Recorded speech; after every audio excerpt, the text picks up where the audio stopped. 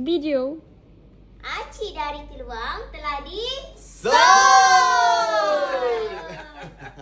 Acik, sebelum balik ni nak tanya, apa makanan favourite Acik? Oh, makanan favourite laksa Johor.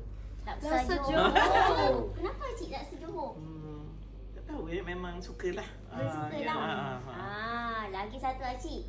Ah. Acik, macam mana tahu gudang Bos Ijan ni Acik? Saya selalu tengok dekat TikTok lah.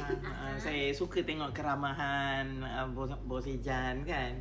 Pandai melayan tetamu kan. Alhamdulillah. Dan pekerja-pekerjanya pun bagus-bagus, ramah. Tahniah lah kepada Bos Ijan dapat pekerja yang begitu committed pada kerjanya.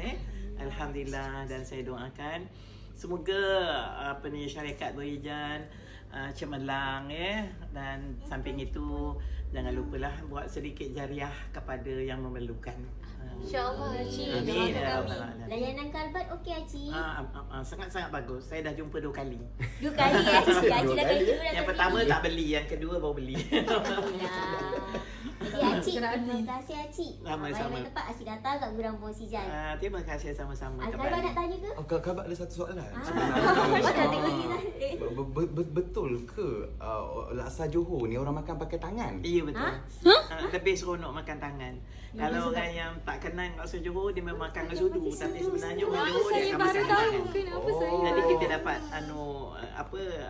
meserakan dia punya bahan-bahan dia. Oh ya. Jadi kalau orang tengok makan gapo tu mungkin ni bukan orang Johor. Betul. Saya lagi Johor dari orang Johor. Okey. Ya, Cik. Cik. Apa pun terima kasih nah. Sama-sama kita pun terima kasih banyak-banyak. Terima kasih Acik. Sama-sama. Terima Balik kasih tu. lah melayan kami ni. Happy birthday. Happy birthday Acik ni. Happy birthday. Happy birthday. Terima kasih. tahun, Haji. Terima kasih layanan semua tak tahulah akan datang jumpa bila umur sambung lagi tak tahu Allah. InsyaAllah Haji. Ni pun dah masuk dah masuk 80 dah. Kan dah 79. Alhamdulillah.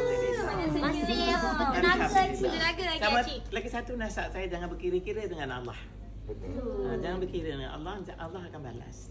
Itu dia jariah kita buat. Allah tak balas kita tapi Allah balas kepada anak-anak kita. Ya, insya-Allah. Itulah nasihat saya lah. Sebelum Acik balik ni, Mm-mm. Acik dari Keluang telah di Sold!